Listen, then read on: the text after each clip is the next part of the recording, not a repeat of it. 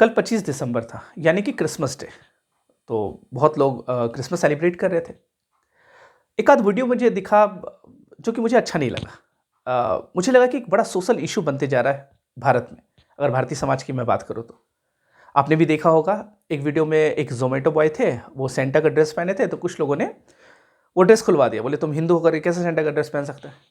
एक तो ये एक वीडियो मैंने देखा कि कुछ लोग एक जगह पे क्रिसमस सेलिब्रेट कर रहे थे और उनके जस्ट सामने कुछ लोग इकट्ठा होकर हरे रामा हरे कृष्णा करने लगे। तो मुझे ये लगा कि भारतीय समाज क्या इंटॉलरेंस की तरफ बढ़ रहा है। इधर से बहुत सारा घटना आप देख रहे, इधर से बहुत है ना, बहुत ज्यादा घटना इस तरह का घटते जा रहा है। क्या हम लोग असहिष्णु होते जा रहे हैं? सहिष्णुता का स्तर हमारा घटते जा रहा है क्या? क्योंकि भारत की पहचान ही है सहिष्णुता। और आज से नहीं, जब हमारे यहाँ लोकतंत्र संविधान कुछ भी नहीं था तब से हम लोग सहिष्णु हैं। आज नहीं, प्राचीन काल से हम लोग सहिष्णुता का बात कर रहे हैं। हम लोग तो वसुधैव कुटुंबकम का बात करने वाले लोग हैं। हम लोग अतिथि देवो भव का बात करने वाले लोग हैं। हम लोग सम्मान देने वाले लोग हैं। हम लोग किसी का डिसरिस्पेक्ट नहीं करते। यही तो हमारा संस्कार है, यही तो हम अपने पूर्वजों से देखते आ रहे, सीखते आ रहे। तो क्या हम अपनी इस यूनिक पहचान को खोते जा रहे हैं क्या? हम क्यों दूसरे कंट्री के जैसा बने? हम अपना यूनिक पहचान को क्यों खोए? आप मुझे एक भी देश का नाम बता दीजिए जहां पे इतना सहिष्णुता पाया जाता, वो भी इतने वर्षों से। कोई कंट्री नहीं मिलेगा, भारत जैसा कोई भी कंट्री आपको नहीं मिलेगा। हमारे शास्त्रों में सहिष्णुता का वर्णन है। हमारे यहां जब दर्शन आया प्राचीन काल में, तो दर्शन भी कोई एक दर्शन नहीं आया, एक फिलॉसफी नहीं आया, षट दर्शन, 6 दर्शन हमारे आए। मतलब दर्शन में भी क्या है, विविधता पाया जाता है। आप समझ सकते हो कितना खूबसूरत देश जहां पे दर्शन में भी विविधता पाया जा रहा है। षट दर्शन का बात कर रहा है। सब दर्शन अपने आप में क्या है, अपने आप में श्रेष्ठ माना जाता है। और आप समझना, हर दर्शन अलग अलग विचार के लोग हैं, अलग अलग विविधता पाया जाता है, विविधता वाला समाज है। लेकिन एकता के साथ हम लोग प्राचीन काल से रहते आ रहे हैं। तो उस एकता को क्यों खत्म कर रहे हैं? क्या आपको कोई व्यक्ति अगर क्रिसमस सेलिब्रेट कर रहा है तो करने दीजिए। अगर आपको नहीं कर रहा तो आप मत करिए। लेकिन कोई कर रहा है तो उसको आप रोक क्यों रहे? उसका राइट है, उसका अधिकार है, उसका फंडामेंटल राइट है। Article 25 right to freedom of religion का बात करता है, रिलीजियस प्रैक्टिस का बात करता है, वो अपना प्रैक्टिस कर सकता है। और right to freedom of conscience का भी बात करता है कि अंतःकरण की स्वतंत्रता का बात कर रहा है कि उसका अंतःकरण जो कहेगा वो कर सकता है, उसके पास स्वतंत्रता है, उसके पास राइट है। और अगर राइट नहीं भी हो तो क्या ये आप जो काम कर रहे हैं ये नैतिकता वाला काम है? क्या आपको अपने धर्म से बहुत ज्यादा प्यार है, या फिर आप सामने वाला धर्म से नफरत करते हैं इसलिए आपको अपने धर्म से प्यार है? तो ये एक बहुत बड़ा सवाल उठता है। और मैं नहीं चाहता हूं कि मेरा समाज, जो हमारा देश है, वो इस तरफ बढ़ते जाए। हमारा नकल करे दूसरा कंट्री, हम उसका क्यों नकल करें? हम क्यों ऑर्थोडॉक्स बनते जाए? हमारे अंदर कट्टरता नहीं है, हम लोग ऑर्थोडॉक्स नहीं है। क्योंकि अगर आपके अंदर कट्टरता होगा ना तो आप हर जगह कट्टरता फैलाओगे। यही वजह है कि भारतीय समाज आज बहुत टूटता जा रहा है, हमारा परिवार टूटता जा रहा है, परिवार में मेल नहीं है। अगर वाकई में आप सोशल रिफॉर्म करना चाहते हैं ना, तो आप दूसरे धर्म की तरफ मत देखिए ना, आप अपने परिवार में, अपने समाज में देखिए, जो कुरीतियां हैं उसको खत्म करने की कोशिश कीजिए ना। आप दहेज प्रथा पे क्यों नहीं बात करते? क्यों नहीं इस तरह का कुरीति पे आप बात करते, खत्म करने का बात बोलते? आप क्यों नहीं समाज में जो वृद्धाश्रम खुलते जा रहा है, बूढ़ा माँ बाप को घर से निकाल दिया जाता है, आप उसके बारे में क्यों नहीं आवाज उठाते? इतनी जोर शोर से, इतना मीडिया के साथ, कैमरा के साथ, इस पे क्यों नहीं आवाज उठाते कि ऐसा जो करेगा उसका हम लोग बहिष्कार करेंगे, उसके लिए समाज में कोई भी जगह नहीं? आप इस मुद्दे को उठाइए जो वाकई में मुद्दा है, जो वाकई में सोशल इशू है। अब कोई क्रिसमस सेलिब्रेट कर रहा है, कोई ईद मना रहा है, कोई दिवाली मनाने दीजिए। आप कौन होते रोकने वाले? कोई मुस्लिम कोई मन कर रहा है कि हम दिवाली मनाने दीजिए, तो कोई इस्लाम धर्म के ठेकेदार बने, कोई क्रिश्चियनिटी के ठेकेदार बने, कोई हिंदू धर्म के ठेकेदार बने। ये पर्सनल लिबर्टी का पार्ट है, ये स्व आस्था का पार्ट है। इसमें आप अपना आस्था क्यों थोप रहे? आप क्यों चाह रहे कि मेरे जैसे ही बने सामने वाला, हम जैसे पूजा करते हैं इसी सामने वाला पूजा करे? ऐसा आप क्यों चाह रहे? क्या आपको धर्म नहीं पता है? आपको नहीं पता। और मैंने जैसा कि आपको बताया कि रियल सोशल इश्यू पे आप उठाइए। एक माँ बाप जो होता है, एक गरीब माँ बाप, एक मजदूर माँ बाप, अगर उसका 5 बच्चा है तो वो 5 बच्चा का पालन पोषण करता है अपने औकात से बढ़कर। जितना उसका औकात है उससे कई ज्यादा बढ़कर करता है। भले वो अपने नहीं खाए, अपने भूखे सो जाए, लेकिन अपने बच्चों को वो खिलाता है। उसका पालन पोषण करता है, उसको पढ़ाता लिखाता है, उसको अच्छा अच्छा वस्त्र देता है ताकि उसको कोई दिक्कत ना हो।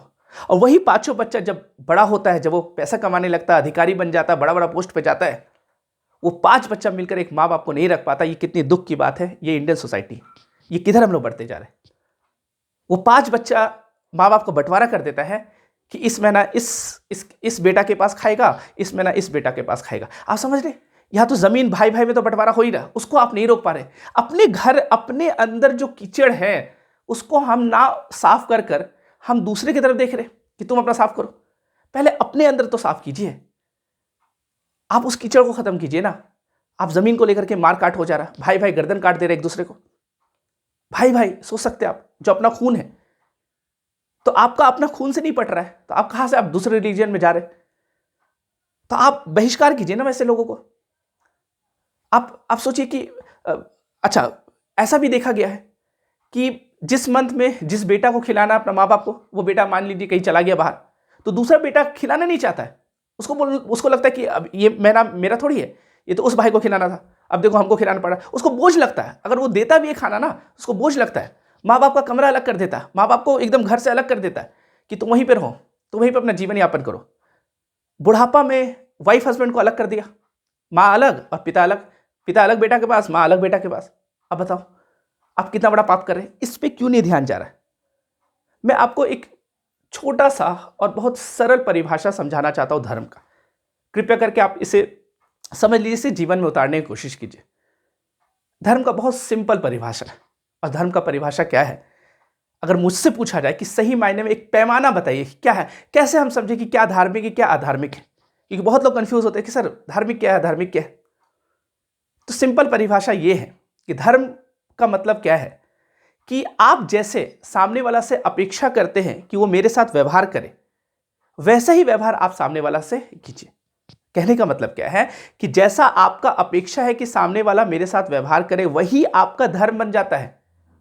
जैसे मैं एग्जांपल से समझाता हूं, जैसे आप सामने वाला से यह अपेक्षा करते हैं कि सामने वाला जो है वो मेरे साथ बदतमीजी नहीं करे, तो यह आपका धर्म बन गया कि आप भी सामने वाला के साथ बदतमीजी नहीं करें। आप सामने वाला से अपेक्षा करते कि वो मेरे साथ बेईमानी नहीं करे, तो ये आपका धर्म बन गया कि आप भी सामने वाला के साथ बेईमानी नहीं करें। आप सामने वाला से अपेक्षा करते कि वो झूठ नहीं बोले, तो आपका ये धर्म बन गया कि आप भी किसी से झूठ, आप भी सामने वाला से झूठ नहीं बोलिए।